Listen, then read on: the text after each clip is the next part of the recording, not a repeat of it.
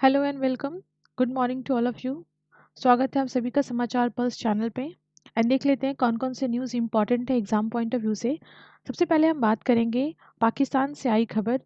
पाकिस्तान के जो foreign secretary है इन्होंने प्रेस कॉन्फ्रेंस करके फॉरेन सेक्रेटरी ने प्रेस कॉन्फ्रेंस के माध्यम से on the eve of the 26th of January that was the 75th Republic Day of India the secretary had said what is that India जो है involve है। India is indulge in killing the Pakistanian citizens, right.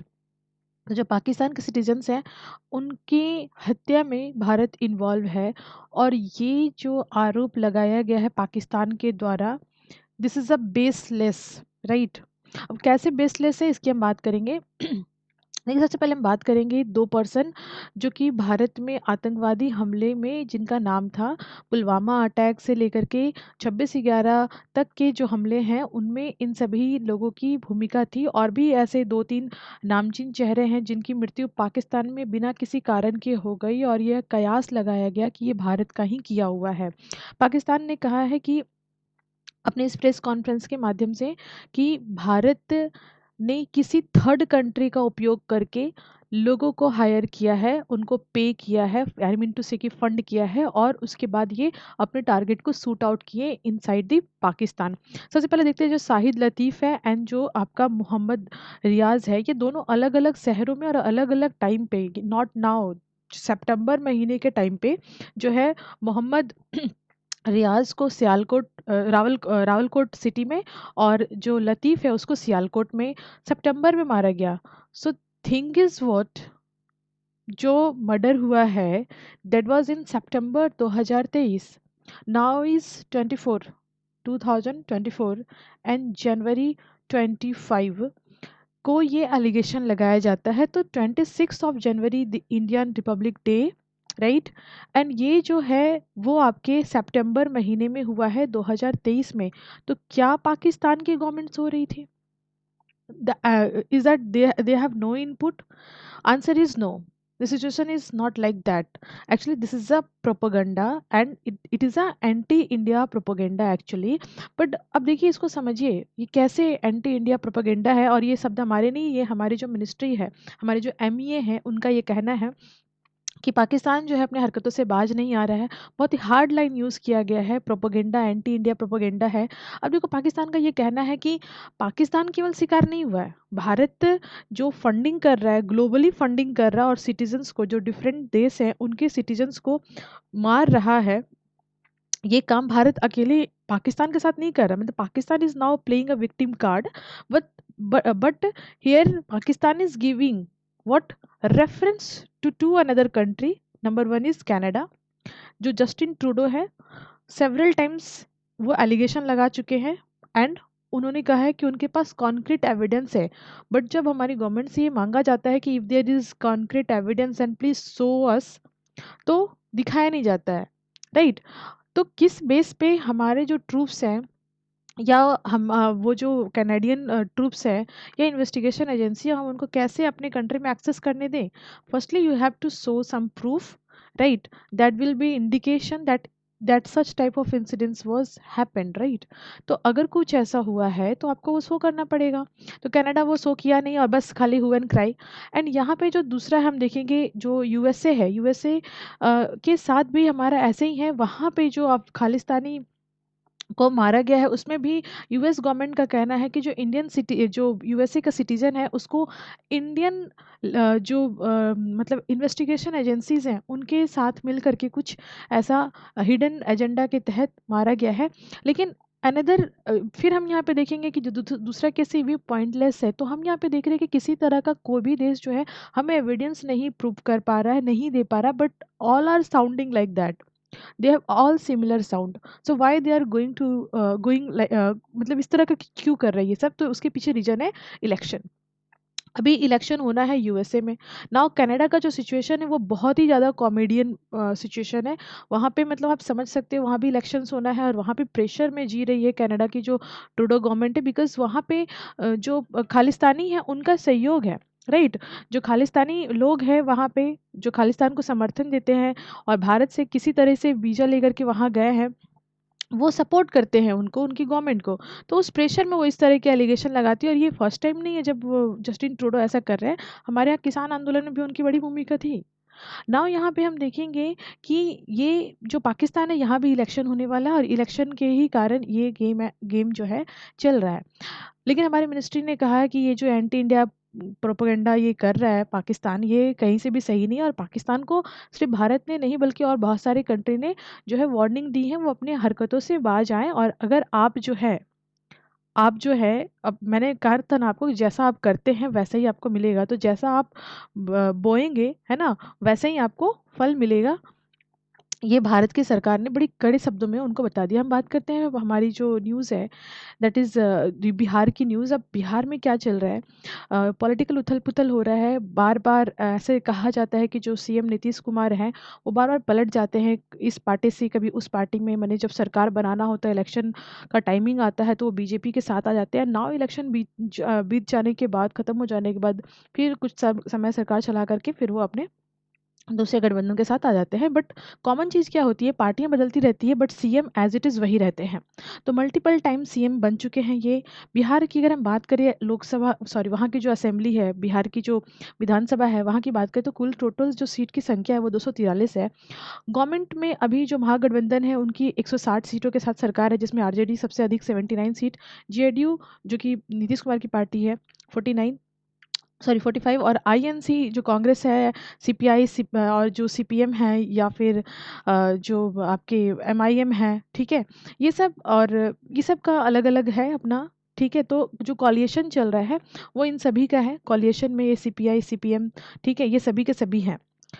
और जो NDA है, that is BJP का जो alliance है, NDA है, उसमें 82 सीट्स हैं, जिसमें 78 जो है बीजेपी को है। और इनकी जो पार्टी है, हम पार्टी, ठीक है, तो हिंदुस्तान अवामी जो मोर्चा है, जीतन राम मांझी की पार्टी, उनको 4 सीटें हैं। तो यहाँ पे एक जो है अपोजिशन का एक निर्दलीय है और एएमआई का एक है। तो ये बीजेपी के साथ नहीं है। तो अभी क्या है कि यहाँ पे जो है सरकार बनाने के लिए जो आंकड़ा है 160 का, ये बहुमत का आंकड़ा है, मैक्सिमम आंकड़ा है। तो यहाँ पे आप समझिए 122 सीट चाहिए बीजेपी, सॉरी, अगर बीजेपी के साथ आते हैं आपके जो जेडीयू हैं, तो उनको 122 सीट चाहिए सरकार बनाने के लिए। देखो सरकार किसी भी हाल में बन सकती है ना, सरकार किसी भी हाल में बन सकती है। अगर नीतीश कुमार इस्तीफा देते हैं तो यहाँ पे जो सरकार है वो जेडीयू के आरजेडी के साथ अन्य जो अपोजिशन पार्टी हैं, है ना, और वो सब मिलकर के भी सरकार बनाने के जो है लगभग सामने होंगे। थोड़ी सी बहुत कमी बच बच जाएगी तो वो हमको मिला करके बन सकते हैं। बट यहाँ पे एक अफवाह फैलाया गया जिसमें हमको बोला गया कि ये उनके साथ है और उनको ऑफर दिया जा रहा है सीएम बनने का। बट उन्होंने ये बता दिया मीडिया के सामने कि भैया ऐसा हमारे साथ कोई बात नहीं हुआ। तो मतलब एक प्रेशर, पीयर प्रेशर एक होता है ना क्रिएट करना, तो वो एक नैरेटिव सेट किया जा रहा था। तो देखो बिहार की पॉलिटिक्स में ऐसा होते रहा है, ठीक है। और ऐसा सेंट्रल की पॉलिटिक्स में भी होते रहा है, 6-6 महीने पे, 4-4 महीने पे सरकार हमारे यहाँ गिरी है। तो ये हमारे लिए कोई नई बात नहीं। बट समस्या क्या आती है एज ए स्टूडेंट्स, है ना, हमें ये समझना होगा कि हमारे एग्जाम में जो मेंस का क्वेश्चन होगा या व्हेनेवर, राइट, तो हम ये देखेंगे कि हमें यहाँ से क्या कुछ सीखना पड़ेगा, क्योंकि ये हमारे कितनी बार सीएम बन रहे हैं वो पूछ सकता है, लेकिन कितनी बार ऐसे ही मतलब इसमें क्या गठजोड़ हो रहा है, ये हमारे काम की चीज़ नहीं है। तो हमें ये देखना है कि लेट सपोज किसी भी पार्टी के साथ कोई भी पार्टी कोलिएशन बना के सरकार बना लेती है, राइट, या किसी भी तरीके का कुछ वो कार्य करती हैं, तोड़ जोड़ की कार्य करती हैं, गवर्नर की क्या भूमिका होती है। जब ये रिज़ाइन मारेंगे तो ये इनको फर्स्ट प्रेफरेंस मिलेगा सरकार बनाने का। नीतीश कुमार बीजेपी के साथ आकर के फिर सीएम बन सकते हैं। क्यों नहीं हो सकता है कि आरजेडी को पहले मौका मिले और सरकार यहाँ बना सके। मैं किसी के पक्ष में नहीं, मैं एक आपके सामने क्वेश्चन रख रही हूँ। तो ऐसा क्या सिचुएशन बनता है कि ये पार्टी जो नीतीश कुमार है वही बनेंगे, ये क्यों नहीं बन पाएंगे, या गवर्नर इनको क्यों नहीं मौका देंगे। तो गवर्नर का क्या रोल प्ले होगा इस पूरे उथल पुथल में, ये हम डिस्कशन करेंगे। अब देखो गवर्नर जो होते हैं वो इलेक्टेड होते नहीं हैं, वो एक तरह से सेंट्रल गवर्नमेंट के द्वारा अपॉइंटेड होते हैं। Governor is appointed by the central government, right, और वो सेंट्रल गवर्नमेंट के लिए काम नहीं करते, सेंट्रल गवर्नमेंट के साथ काम करते हैं, ये ध्यान में रखना है। तो अब यहाँ पे हम देखेंगे कि अगर मतलब हमेशा गवर्नर का रोल घेरे में होता है, और गवर्नर के साथ गवर्नर को ऐसा भी मतलब सेंट्रल गवर्नमेंट का ऐसे बोल करके बताया जाता है कि सेंट्रल गवर्नमेंट के हैं भैया तो ये अपना ऐसे ही करेंगे, जैसे कि बंगाल में होता है, जैसे कि आपके दिल्ली में अरविंद केजरीवाल करते रहते हैं हमेशा एलजी के साथ। तो यहाँ पे हम थोड़ा सा देखेंगे क्या है हमारे कॉन्स्टिट्यूशन में गवर्नर की भूमिका, किस तरीके से गवर्नर जो है वो गवर्नमेंट निर्माण करने में भूमिका अदा करते हैं। तो देखिए गवर्नमेंट जो है, हमारा गवर्नर जो है उनका ये काम होता है कि वो इनवाइट करेंगे सिंगल लार्जेस्ट पार्टी को, जिस भी पार्टी के पास बहुमत होगा, सिंगल लार्जेस्ट पार्टी जो होगी उनको वो इनवाइट करेंगे, बट वो ये श्योर होंगे कि वो जो पार्टी होगी वो बहुत ही ऑथेंटिक तौर पे सरकार बनाने में सक्षम होगी। वो इन्फॉर्म होंगे कि वो साउंड बेसिस पे, मैंने सही तरीके से सक्षम सरकार देने में वो संभव है, सक्षम है, कर सकते हैं।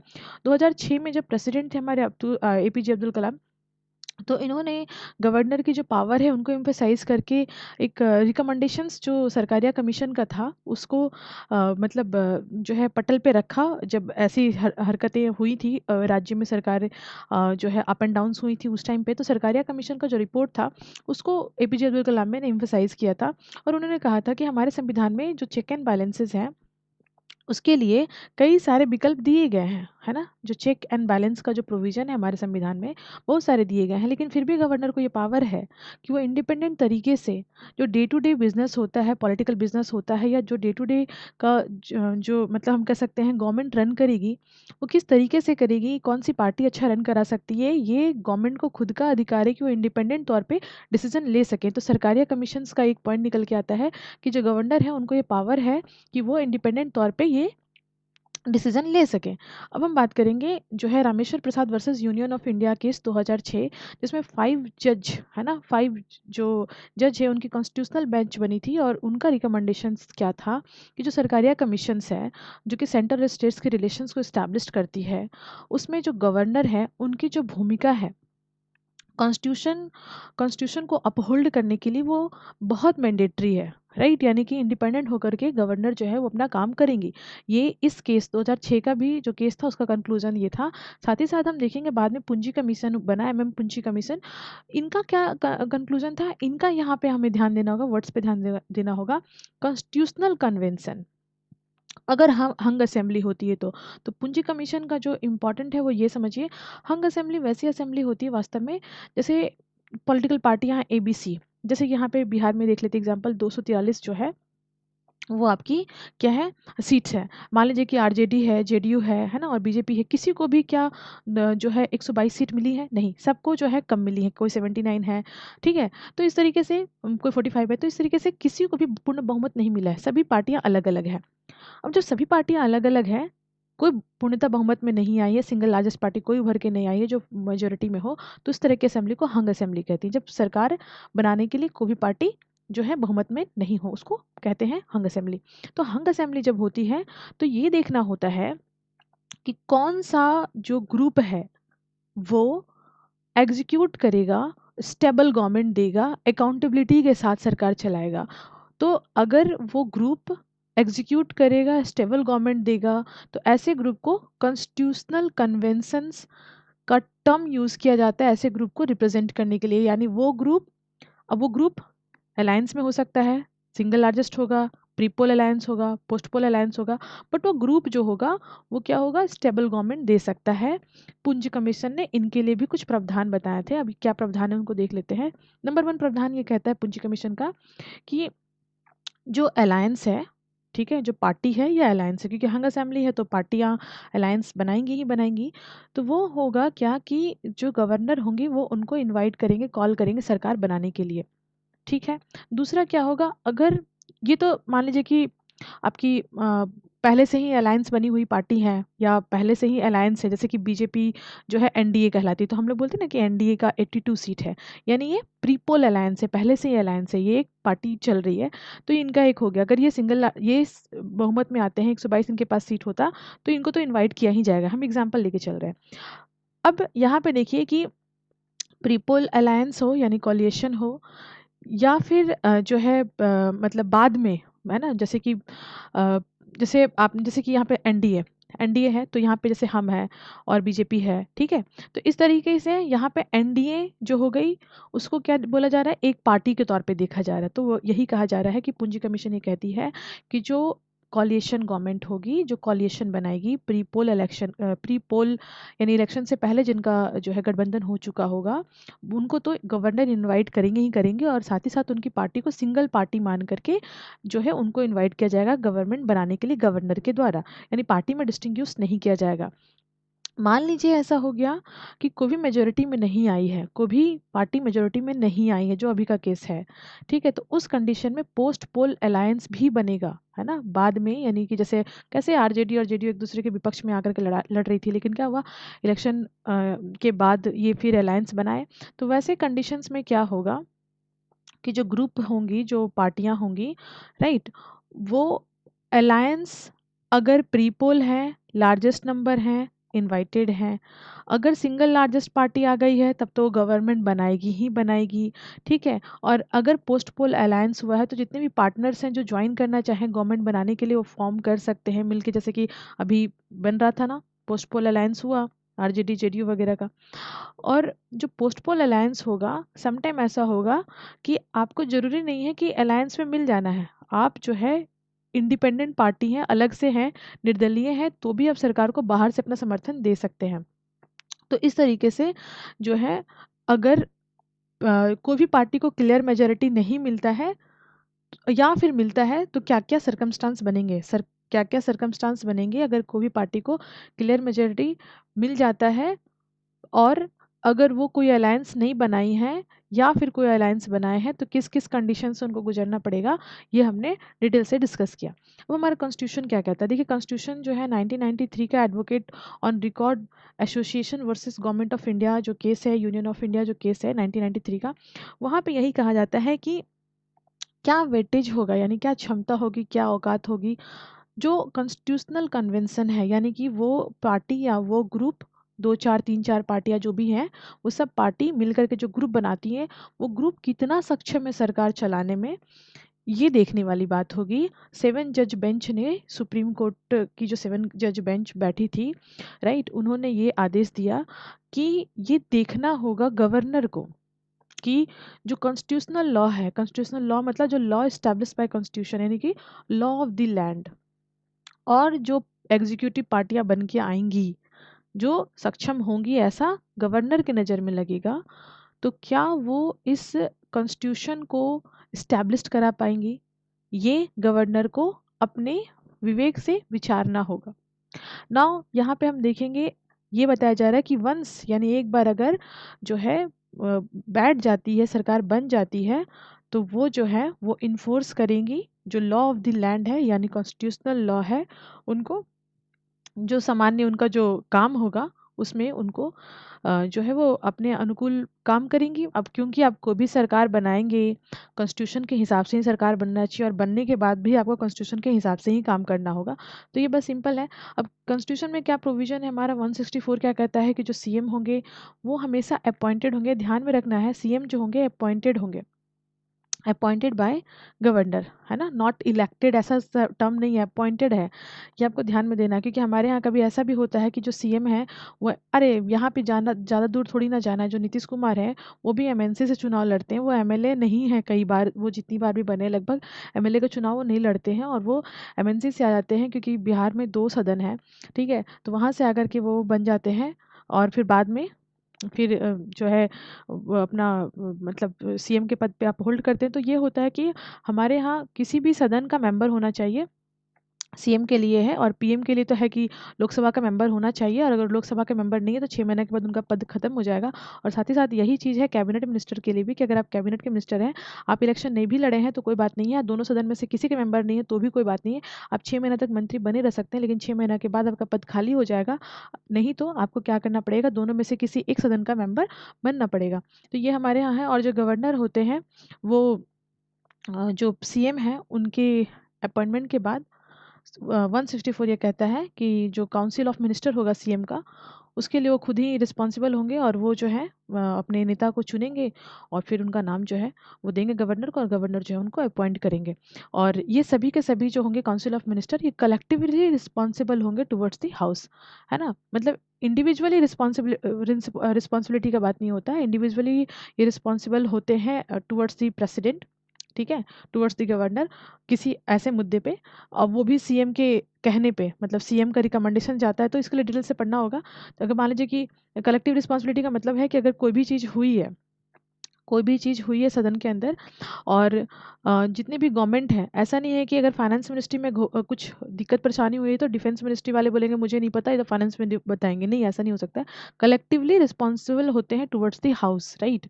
और वैसे ही ये कैबिनेट के लिए भी होता है, जितने भी एमएलए एमपीज होते हैं, मेंबर ऑफ पार्लियामेंट होते हैं, वो भी कलेक्टिवली रिस्पॉन्सिबल होते हैं टुवर्ड्स द लोकसभा, ठीक है। और इंडिविजुअली रिस्पॉन्सिबल होते हैं टुवर्ड्स द प्रेसिडेंट, और यहाँ पे होगा इंडिविजुअली रिस्पॉन्सिबल होते हैं टुवर्ड्स द गवर्नर। और ये कब होता है, जब सीएम का कोई बात, या कैबिनेट के अंदर जो मीटिंग हुई है उसमें कोई एक मंत्रालय किसी एक बात पे नाखुश होता है, या अपने अपने मतलब खुद को डिफर मानता है, या साथ में जो है मतलब किसी भी चीज़ से वोटिंग से वो डिनाई करते हैं, तो ये इस तरह के केस में ये जो होते हैं इंडिविजुअल रिस्पॉन्सिबल होते हैं टुवर्ड्स द प्रेसिडेंट या टुवर्ड्स द गवर्नर। नाउ हम बात करेंगे जो फॉक्सकॉन ग्रुप के सीईओ हैं, राइट, उनको मिला है 75th रिपब्लिक डे में हाईएस्ट सिविलियन अवार्ड। देखो ये ना एक इम्पॉर्टेंट चीज़ है, आपको जानना है कि ये 17 आपके पद्म भूषण अवार्ड जो मिले हैं, उनमें से ये एक मात्र फॉरेनर थे। ये बड़ी इंपॉर्टेंट चीज़ आपको समझनी होगी कि ये मात्र एक फॉरेनर नहीं थे, मतलब भारत में अभी तक जितने भी लोगों को अवार्ड मिला है, राइट, उनको पद्मश्री मिला है, जो भी फॉरेनर्स हैं। लेकिन ये एकमात्र ऐसे फॉरेनर्स हैं जिनको पद्म भूषण अवार्ड मिला है, तो ये इंपॉर्टेंट है, वीवीआई है ये वाली बात। नाउ हम देख लेते हैं कि ऐसा क्या है कि इनको ये अवार्ड मिला है, इनकी क्या भूमिका है भारत में। तो देखिए आप समझिए, सबसे पहली बात तो ये जो है, ये इन्होंने आईफोन, भारत में मेक इन इंडिया जो भारत गवर्नमेंट का जो एजेंडा है, उसको ये आगे बढ़ाने में बहुत बड़ी भूमिका निभाया है। आईफोन की जो इंडस्ट्री इन्होंने 2019 में ही सेटअप की थी हमारे यहाँ, राइट। उसके बाद इनका दूसरा क्या काम था, ये जो हमारे बेंगलुरु में ये हैं, मतलब टाटा ग्रुप के साथ मिलकर के आईफोन की जो स्मार्ट आईफोन की जो मतलब प्रोडक्शन होता है उसको स्टार्ट कर दिया, राइट। उसके बाद हम यहाँ पे देखेंगे कि 40,000 जो पीपल हैं वो वर्कफोर्स में इन्वॉल्व होते हैं, एम्प्लॉय होते हैं हर साल। और ये जो ग्रुप है हमारे यहाँ $10 बिलियन का ट्रांजेक्शन करती है, और इनके कारण हमारे यहाँ इन्वेस्टमेंट जो है हमारी कंट्री में $8 बिलियन का उस समय से अभी तक का आ चुका है।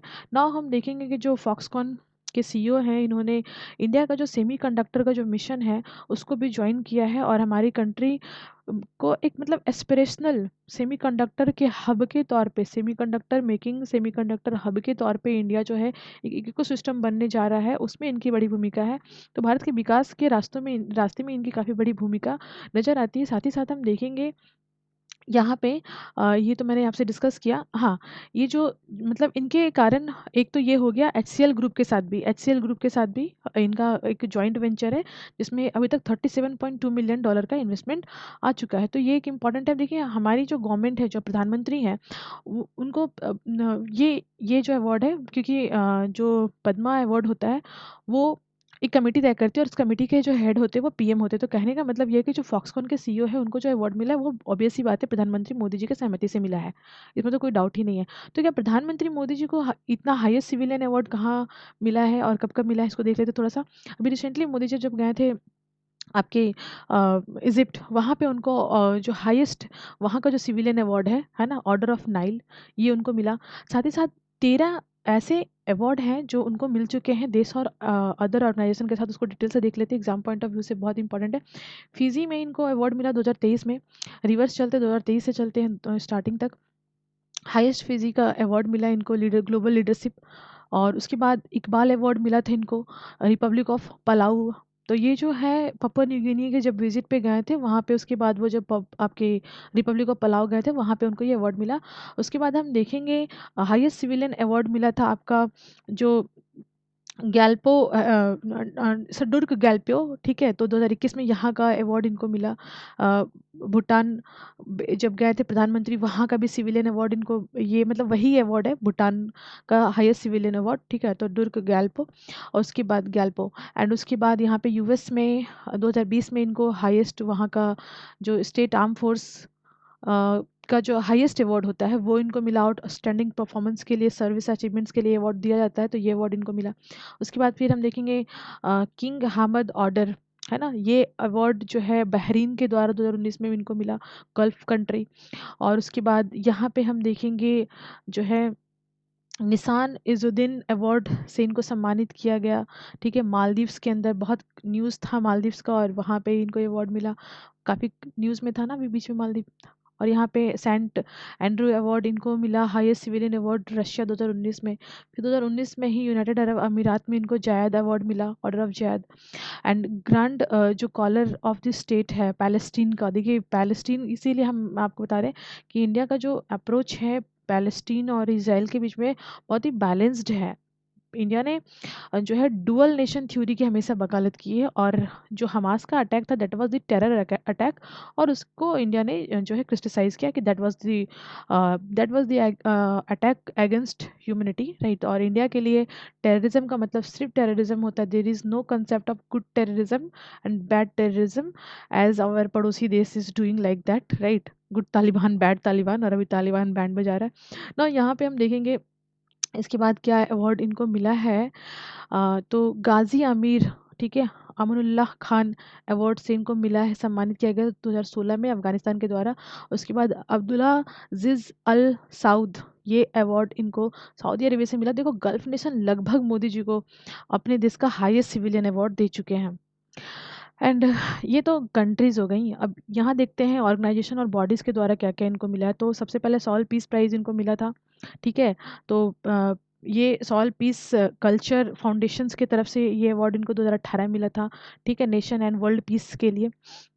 ओके, फिर चैम्पियन ऑफ वर्ल्ड अवार्ड मतलब अर्थ अवार्ड इनको मिला था, हाईएस्ट मतलब इन्वायरमेंट के लिए ये मिलता है, इन्वायरमेंट में अच्छा काम करने के लिए। फिर ग्लोबल गोलकीपर का अवार्ड मिला था Bill and Melinda Gate foundation, right. तो ये बिल गेट्स का ये फाउंडेशन है, स्वच्छ भारत मिशन के 2019 में।